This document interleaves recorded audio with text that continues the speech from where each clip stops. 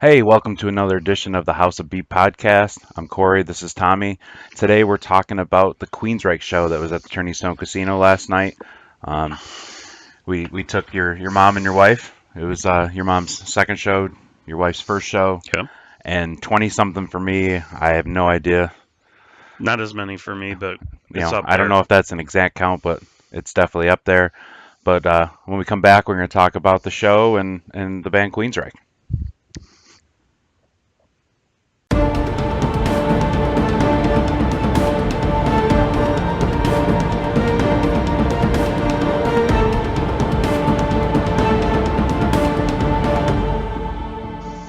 All right, we're back, and let's talk about Queensryche at the Turning Stone on February 2nd, 2018. Another good show from the boys Uh, overall. Absolutely. Yeah, I I mean, I concur. yeah, they always seem to put on a good show, and the showroom at Turning Stone is such a great venue for concerts. Great sound in there. We were in fourth row on the right side of the stage, which is Michael Wilton's side, which was Yeah. pretty cool. Um, but all the band members kind of made their way all around the stage during the show. Um, Yeah. So yeah, that was really nice. The venue, as far as the venue goes, the Turning Stone has the event center and they have the showroom. The showroom is a lot more intimate. The acoustics are really good for that venue. I haven't seen a bad show there. We've seen Queensryche there quite a few times. They seem to like playing at that venue. yeah, Maybe in part because of the casino aspect of it. that could be it. I mean, I remember one time, probably 7, 8 years ago, we got the casino a little early before the show to grab dinner or whatever, and we ran into Eddie Jackson, the bass player, and he was out just gambling before the show Yeah, to kill some time. So that was pretty cool. yeah, we got to talk to him for a little bit, and it was really cool. And Yeah. then at one point, he's like, "Okay, I gotta go," and he was off on his way, and we knew we'd be seeing them again, later on for the show itself. All right. So before we get into the specifics of the show itself, talk about a couple elephants in the room, since Yes. this podcast is new for us, and we're you know publicly voicing our opinions on things. So first elephant in the room is Todd LaTorre, is the new lead singer, been with the band for 3, 4 years now. Replaced Jeff Tate, the original lead singer. No, actually, it's 2013 is when the Queensryche put out its new album with Todd, while simultaneously Jeff Tate was out with his new band members under the same name, Queensryche, putting out his album. It was almost like a arms race Right. to see, or space race, or one of those things to see who gets there first. And um, but a lot of that turmoil was happening prior to then in 2012 was when the band Wow, I can't believe split. it's been that long already. I know, it's been that long, and we've gotten two albums with Todd since. But the elephant in the room is this aspect that some people have about, Jeff Tate, the original lead singer, versus Todd LaTorre. And I'll start off by just saying that I really like Todd. I like Jeff. Whatever issues they had behind the scenes, who's right, who's wrong, all I want to know is, and all I want is the music. You know, yes, there were two albums that came out under the band name of Queensryche by two different bands, and I think my preference was for the album that was released with Todd LaTorre as the singer. And I'm not saying that Jeff Tate is bad. I've loved him for many years. It's just the quality wasn't there within the music for me Well, from that I Frequency think Unknown the album. biggest thing with Jeff Tate's version of Queensryche, which I listened to the album I think once when it came out, is that you could see that towards the end before the split that Jeff was definitely the biggest voice in the room, because the quality of the music post Here in the Now Frontier Q2K was definitely on the decline. There's a couple of good songs on albums here and there. I mean, there's a couple good songs on Tribe, Mind Crime 2. There was some good songs, and I'm glad they revisited the story. Although, in hindsight now, almost 10 years later, it's it hasn't aged well for me. Um, but I think the fact that they were on decline, and the other band members were, you could tell they weren't happy. And with Todd, that's reinvigorated the other guys. We get to also tell that they weren't happy because we've met them quite a few Yes, times backstage during that time right. period, and they actually, I think you're right about the just that friction that was going on within the band could be felt not only while watching them on stage live, but maybe even just listening to their music and meeting them in person on a number of occasions. Um, they seem to have a lot more energy and seem to be a lot more upbeat earlier on. And as we've met them over the years, I think that It's declined definitely as well. changed, yeah. Um, Except for Jeff. Jeff always seemed to be his same He self, was, yeah. which tells a lot.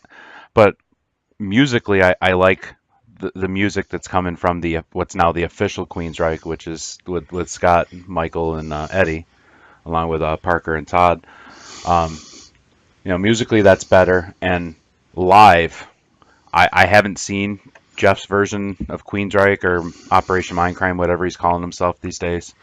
It is Right, Operation Mindcrime. So the lawsuit after the settlement, Jeff lost the rights basically to continue using the Queensryche name, and he's going under Operation Mindcrime, currently touring in Europe, I believe. right. Um, yeah. But I haven't seen them live. But and in all honesty, I don't care to, because I know what Jeff Tate's got as far as a voice left these days from the last few tours he did with the band.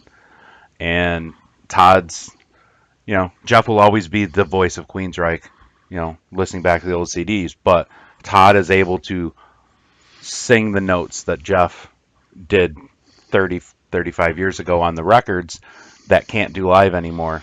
And for me, I'd rather do that instead of, going to see Jeff sing, having to sing stuff an octave down because he can't hit the notes anymore physically.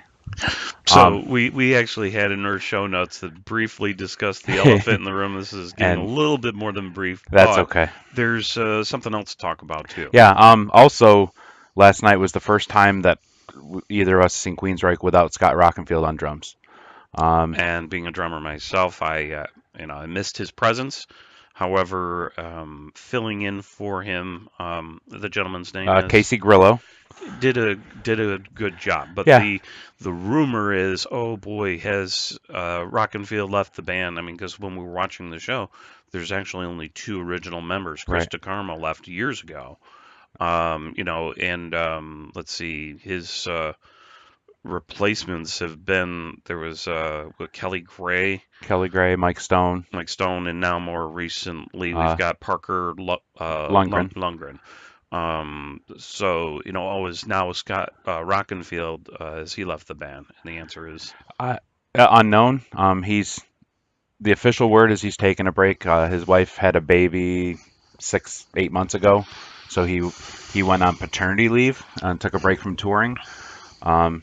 They are back in the studio. They were laying down some tracks the last couple months, and there's been no mention of who was doing the drum tracking. So Scott. It's unknown. Scott's still listed as a member Right. of Queensryche. So it's to be determined. That said, as far as Casey's performance, I think he did a fair job playing Scott's drums, because I mean Scott's a very intricate drummer. A lot of intricate patterns that he throws in there. But I definitely felt you could tell it wasn't Scott, but I think Casey did an admirable job. I thought it did a good job. Yeah. So, anyways, let's move on to the set. So, what they've been doing since they've been with Todd is they've been focusing on basically. Originally, it was just Mindcrime and Prior, and then they've started to layer on a couple songs here and there from Promised Land. And then obviously, as they've been touring in support of the new albums, they've been layering in that stuff. Yeah. But for the most part, we got a greatest hits kind of set. One new song, Guardian, off the latest CD. But a fair amount of Empire, a fair amount of Mindcrime. Yeah, we got 4 songs from Empire and 4 songs from Mindcrime. There were 3 songs from Rage for Order. The EP, there were 2 songs from that, 1 song from The Warning.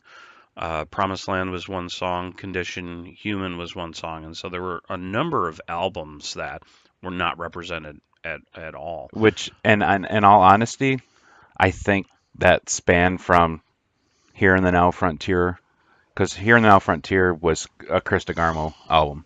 I mean, he was the band leader at that point, and unfortunately, not to go off on another tangent, when that was a commercial flop after they had 2 decent commercial successes with Empire and Promised Land. Promised Land actually didn't do anywhere near as well as Empire, Well, and I that mean, may have nothing. been the start of the Right, decline for the band as far as the popularity right, goes, not as far as the quality of the music, because Promised Land was an amazing album right. in my opinion. I think the biggest thing with Here and Now Frontier, and I think that's part of why Chris left, is that he was the driving force behind that. The music, late 90s, the landscape was changing, and their sound kind of, if you listen to it, adapted to some of the conventions of the popular rock music at the time. And I think it ultimately led to him, you know, feeling taking the blame for that and being happy. And he's no longer in the spotlight anymore. He's a commercial pilot out in Seattle. So, but anyways, come back. The point I was trying to make is that I doubt we'll ever hear anything from Here and the Now Frontier through the end of the Jeff Tate era. So you're going to hear Promised Land and Older, and then the new stuff that they've done with Todd. Which, in my opinion, is maybe a little too bad because there's a lot of good music within those albums, um, but yeah, and I understand, Right, the core group or the of fans are going to be, Mind Crime and earlier, or possibly even Promised Land and earlier work. So they're catering to their fans and the right, base and what they want, and it may also just be their own liking and interest. But to me, there's right. missed Yeah, and opportunities there. and to the point of their own liking interest, I believe it. Michael Wilton Whip had said in interviews after they formed the new band with Todd that they were making a conscious effort to go back to play the harder, heavier stuff from Empire and Mindcrime and earlier that Jeff didn't care for and didn't like to perform a lot of that, especially the stuff pre-Mindcrime. That some of the real heavier stuff off, like the EP and Warning, that Jeff towards the end had said he didn't care to play. All Um, right, so where are we now? so we kind of covered the set. Didn't really mention all the songs Right. though. That So I think I got the order. It's probably not 100% correct. I'm old. I going from memory here, is but they opened with Best I Can off of Empire, one of my favorite tracks off that album. Um, and it had a nice little, the pre-recorded bit that kind of got the crowd riled up knowing it was coming, and oh then yeah. they kick in and did it. They followed up with Damaged off of Promised Land, which is probably in my top 3 all-time Queensryche songs. It's definitely my favorite song off that album. So I was glad if they were only going to do one song off Promised Land that was it. Yeah, as soon as they started playing that, knowing that it's Corey's favorite song on the album, I had to just reach past my mom and just smack him on the arm. But I like the song a lot too. Yeah, I wouldn't say it's my favorite off the album, but definitely a really good, upbeat, invigorating song. Right. They then did The Whisper off of Rage for Order, Hmm. which is one they've done. I've heard them do in the past, but it's not one of the better known songs off that album. I'm going to say this too, that I came into knowing Queensryche when they dropped Empire. That's when my first exposure to Queensryche was. I think I maybe had heard a few things from them before from friends of mine that were listening to Queensryche, but Empire, that was their big popular album, put them into the mainstream. Where they had a number of videos from. At the time, I was actually working at a record store, and I remember getting posters and flats. And for the kids who are not familiar with that, record stores and records and flats, posters and flats, you can look it up in the archives of the interwebs. So it was really neat to be able to have that stuff and give some to my friends and whatnot. But that was my first introduction to it. So it was over time that I got to learn some of their earlier work and appreciate that. Yeah.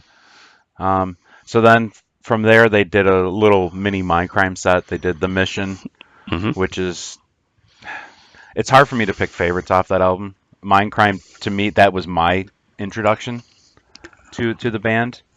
And then after I heard that, I immediately started listening to their back catalog from there, the first 2.5 albums before that. But they did The Mission, Breaking the Silence, I Don't Believe in Love. And just to throw this out there, the one thing that saddens me about the split is that the whole Mindcrime story is Jeff Tate's. The main story is Jeff Tate's idea. Mm. So as part of the split, he holds the right to be able to do Mindcrime in its entirety. And we've seen 3 or 4 different tours where they've done the whole album. Yeah. My very first concert was '91 on the Building Empires tour at the War Memorial, and that was the first time they did the whole album in its entirety. And I was, I can't explain it exactly. It's good to try. But it saddens me knowing that I'll never get that, barring a Jeff Tate reuniting with the band. I'll never get that again.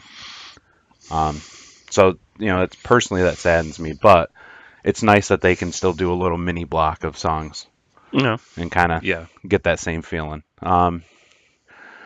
Again, I'm not sure if the order is exactly correct from here. I believe after that they kind of slowed it down a little bit and did Silent Lucidity.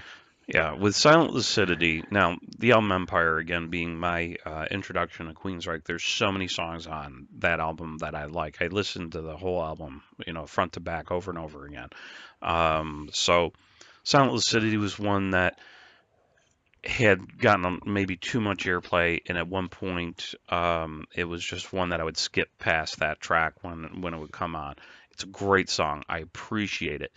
When I heard it live, though, I just almost like fell in love with it all over Yeah. again. And I almost got teary-eyed No, listening to it, singing along. it was good to hear it because I know even with Jeff, there was a lot of tours where they kind of went away from it for a while for that same reason. I think they got sick of it. Yeah. So it was nice to bring it back. One little thing to throw out there, it was interesting, and not just for this song, but for other songs, to see a lot of the older songs that I know the lead parts were Chris DeGarmo's, and now Michael's playing a lot of that stuff instead of deferring it to the other guitarist, in this case Parker. And he's really stepped up to the plate. So just being the back rhythm guitarist and taking more of that lead role, we've seen him progress over time and mature No, and evolve. He's still. I mean, they were kind of co-lead guitarists, I think. But it really was more so DeGarmo than anything. So, but we've really seen that progression in his career and how he's changed and become more of the front guy and more comfortable in his own skin, even just being up on stage, where he's just true delight to watch. I don't know what, there's something about his smile when he's up on stage. It makes me smile. So from there they did Guardian, which is off of Condition Human, their latest album with Todd that came out a couple of years ago. Then they did Lady Wore Black. I'm going back to Guardian. Okay, sorry. No, that's all right. It's all right. That was a song I wasn't extremely familiar with. I had heard it. It's not the one that I played a lot from Condition Human from that CD. CD, like I have the CD from the download. But it was just really, really a powerful song, and it just really kicks in. It felt heavier live than it does on the CD. It sure does. I mean, there's something visceral about it that it was just. I couldn't help but like just pound my feet and sway to that music, that song when it came on, even though it's not like hearing Best I Can or something that I've known for years and could sing every word to, and I love that. So they then did Lady Wore Black off the original Queensryche EP, and then they did Empire off of Empire, the title track. One of my all-time favorite songs of theirs. I mean, it's just the message in that song is poignant today as it ever was. I agree. And it's just hard-hitting song, and I just love that opening riff. It's always been Gets me a every time. favorite of mine. That was the first song that I heard from Queensryche that really got me into the band. And I remember back in those days, I actually was a roadie for some of the local bands that would play. Um, oh, what was the name of that place? Oh, Uh, the Lost Horizon. yeah, the lost in my mind. I forgot about that. So, yeah, so friends of mine had performed that song, and just always a joy to hear that live. They then went to Jet City Woman off of Empire. I have a love-hate relationship with that song. To me, it's a lot like Silent Lucidity, where it got too much. To me, it got too much airplay, and the band seemed to play it every tour, and I got to the point where I didn't care for it.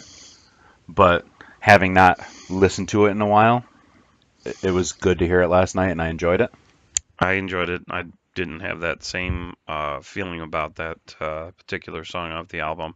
It isn't a go-to track for me from that album. There's actually a number of tracks on that album that maybe never got radio airplay that I would go to first, but I always like hearing Right. Jet City Woman. And then the end of the main set, they did "Take Hold of the Flame" from The Warning, which is, I mean, it's a powerful song, but it's got a lot of audience participation built into it with the "Take Hold" line that Todd got the crowd singing with him. Did you mention Queen of the Reich?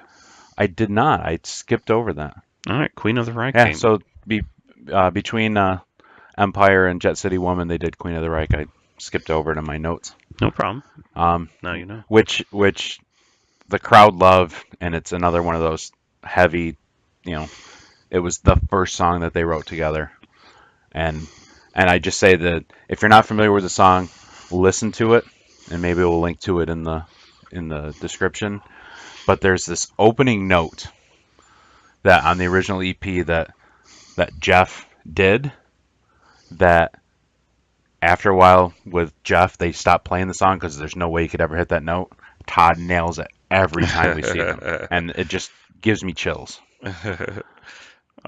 Yeah, thoroughly enjoyed listening to that. I mean, again, the earlier works is something that was actually much later on. Through listening to going to the concerts that I become familiar with some of the older work. I never just took it upon myself. I was always going from one thing to the next musically, and would rarely explore an artist's full volume of work. And in more recent years is where I am taking that kind of time to become familiar with music that I may not have been exposed to earlier on and having an appreciation for it. But I thoroughly enjoyed hearing that. All right, so at that point they went off stage. The customary, is it done yet? Um, no, knowing they were coming back, for an encore. I had mentioned to Tommy, forgetting about that they had played the Whisper earlier. It slipped my mind at the time, and I mentioned to him, it's funny they're selling, vintage Rage for Order tour T-shirts outside at the T-shirt booth, and they haven't really played anything off of Rage yet. So they come back out for the encore, and they come right back with Walk in the Shadows off of Rage for Order, which is probably the most popular song, at least commercially. Not that they had really hit it big time at that point, but Yeah. it's the song. If there was songs off that album that got airplay, that was the one. And it's one of my favorite songs off that. Then they did a song that's one of my favorites Yes. off the album. And then they came back with Screaming in Digital, which, if you're not familiar with Rage for Order, I would highly suggest listening to it. It was definitely 20 years before its time with some of the stuff Yeah. the songwriting and some of the techniques they were using and how they were composing the songs. But Screaming Digital is probably the most favorite song off that album. It's interesting too because when you listen to it, if you just listen to the song, the studio recording of it, there is a certain feel about it. But when they do it live and they really accentuate some of the vocal distortions, Right. and it takes on a new depth and it takes on a new feeling that's just a lot more powerful to me. And so, in actually witnessing it live, being there live, just any concert experience, being there live is different than listening to an album. You get a lot more out of it when you can feel the beat of the drums pounding into your body while the riffs and the piercing vocals just wash over you. It's truly a different Yes. experience. You feel the energy of the crowd. You are part of that energy of the crowd that's feeding the band. That in turn fuels the crowd, and it just is Right. this kind of symbiosis back and forth, and it's a really different experience. So there's been a number of artists that when I've listened to their music, I'm like, yeah, that's okay. And then when I've seen them live, it's like, wow, they're really good entertainers. And there's just something about that concert experience, that communal experience that is just The epitome of heightens the everything. epitome of what you just said is the band Kiss. Yeah. Their CDs, especially their older stuff, is kind of like the cheesy bubble gum pop of the hard rock world. And the little three minute 3 chord songs with an Ace Frehley guitar solo. But when you see them live, at least not the last time I saw them, I wasn't happy because they've gotten old. But for most of their career, to see them live and the show that they put on and the energy that they create within the crowd is just amazing and a million times more than anything they could ever put on a CD or a record. What I'll say is, if you like their music, you will love their concert. Yes. Because again of the showmanship and the Right. performance and just the feel Right. of everything. Did we get to? We didn't And get to our last and encore and song. then the very last the show ender, the last encore song was Eyes of a Stranger off of Mind Crime. My favorite song. If I had to pick one, that was my favorite song off that album. That is the gateway drug that brought me into Queensryche. I saw that video in 1988 when I was 12 years old, and I was hooked. It made me want to. It made me ask for a guitar for Christmas. My parents bought me a guitar because of that, um, and it got me into Queensryche. And the rest, as they say, is history, and they're my favorite band, will be forever. Um, and I think it's also the song that launched them as a commercial viable, successful band.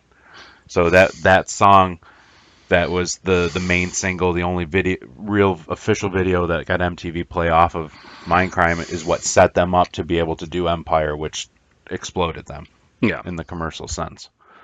So, it, it's to me it's the perfect show ending.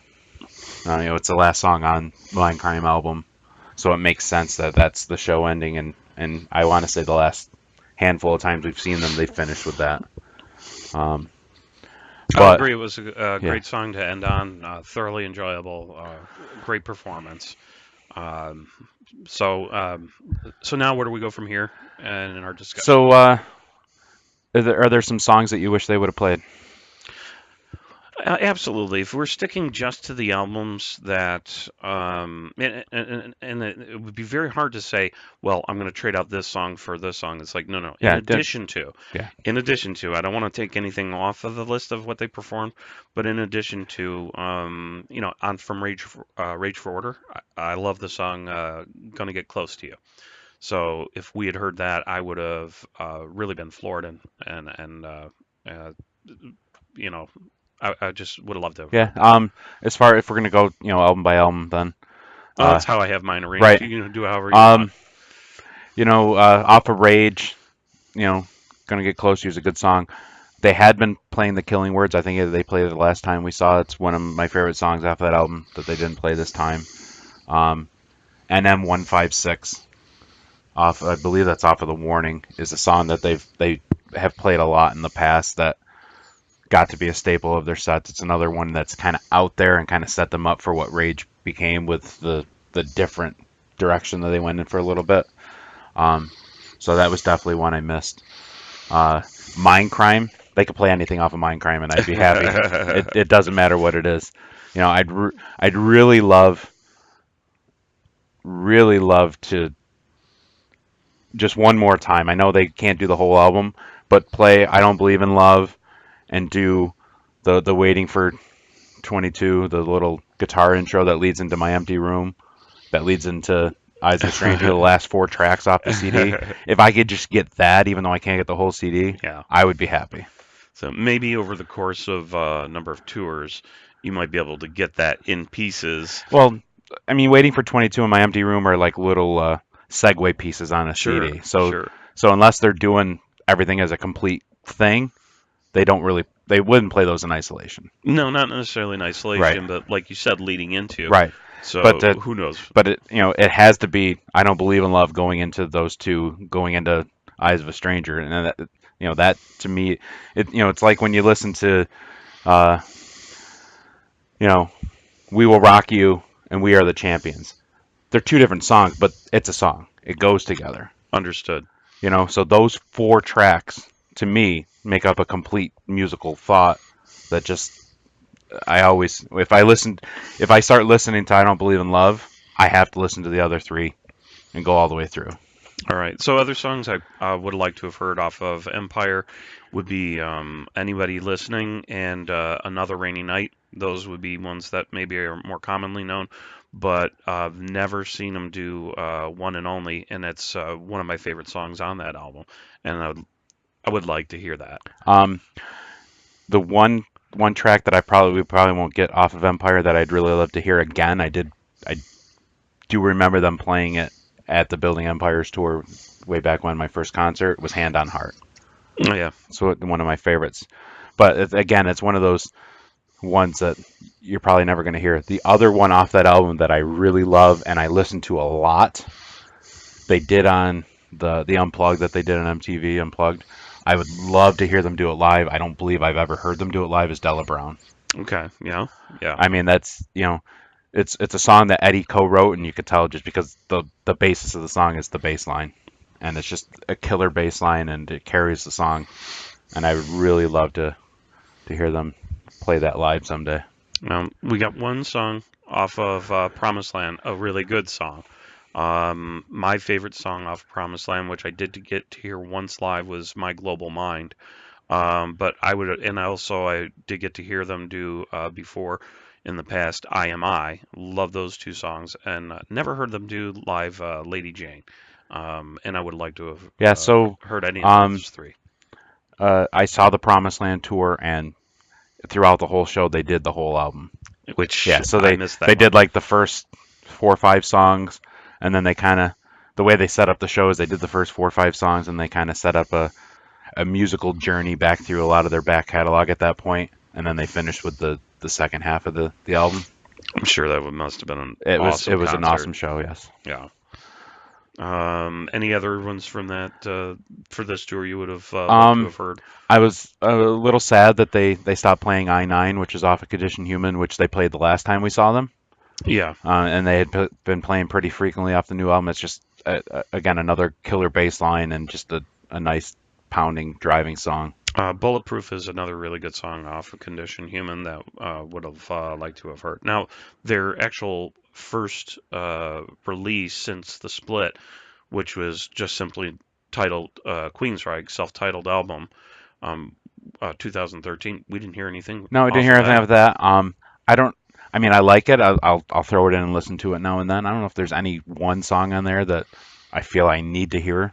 I probably agree with that too. And it's just I found it interesting, being that this is the new Queensryche. This is Todd LaTorre. He's really stepped up, leading the band, at least from the standpoint of the performance and the show goes. And I would have thought that to kind of plant the flag to say, here's our music. I think the biggest thing though is that, as with a lot of the older bands that they're playing, that a lot of the the fans want to hear the hits. And they only did a 16-song set. It was about an hour and 20 minutes, hour and a half that they played. So given the constraint, whether it's in their case, I think it's self-imposed that they did a shorter show. Oh yeah. Given that constraints, I think they fall into the usual pattern where we play mostly hits and give a song or two off the latest release. So I'm not surprised that we're not getting more of the new stuff. Yeah, and I wasn't surprised either, but I imagine when the new CD comes out, they'll probably do two songs at most off of it. was actually kind of hoping, since they were already in the studio recording some of this, and my understanding is that it will be released sometime this year.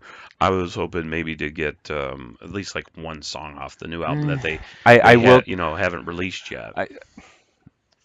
just the history of my history with the band, having seen them right around or just before CDs come out, they haven't really done that, with the exception being they didn't play it, but they played a video clip of a preview of a song off of Mindcrime 2 before that came out. But they've never been, in my history with the band, to release something and play it live before it's come out. It's not been their nature. It hasn't, but it still has been. Right. Thought So, it would have been nice. So to wrap things up, what do you think your score out of 10 would be for the show? This is hard to say, and of course, anybody viewing this might be like, well, they're biased because they're fans. That's right. However, I can look at it objectively, and since we've been viewing this over the course, this band over the course of a number of years, I have a lot to be able to compare to within the band itself. Comparing them to previous shows that they put on. The energy was there. There may not have been it may not have been a visually spectacular show, very simplified, but that doesn't matter. I don't need to have that. That's always like icing on the cake when you have something that's visually spectacular. More importantly, is the content and how it's delivered, and the energy that they brought. And so for me, just comparing it to other Queensryche concerts that I've been to, I'm gonna have to get this probably a 9 out of 10. Maybe 9.5 out of 10. It was just extremely good. Maybe because it's so fresh, I'm feeling that. Maybe in a couple weeks from now, I might feel a little differently, but right now I'm giving that a 9 out of 10. I'm probably going to go a little lower. I'm probably going to go like a 7.5 or an 8. I miss Scott. I mean, Casey did an admirable job filling in, but it definitely was missing something, and I think that was not having Scott behind the kit. But I mean, it's still, it's still a Queensryche show, so. Again, I may not be very objective. I'll have to agree with that at this point, because this was just last night that we saw the show. Maybe we should have recorded this. I'll say, towards the end of the Jeff Tate era, they did a lot of weird things with the show. They had that cabaret show. Oh, I was going to show you the shirt, but I wore that last night. And if I was being truly objective, it's probably not the greatest show they've ever done, but I still thoroughly enjoyed it and probably give it, a 6 or a 7 out of 10. So probably doing this score thing, I really should have thought about this in advance and just really thought about all the different shows that I've gone to, and the impression it left on me to really do a true comparison, because I'm probably giving maybe almost all of them somewhere around 8.5 out of 10 to 9 out of 10 or higher. But if I had to really look at them, compare them against each other, and rank them, this probably would fall a little bit lower in my score. I don't know. It's just too fresh for me. 9. So we're gonna close up here. Again, Tommy, Corey, we're gonna be doing more videos like this, as we mentioned in our last video, talking about movies, music, pop culture, whatever we feel like, whatever the inspiration strikes us. We saw the show last night, so it gave us the inspiration to do this one.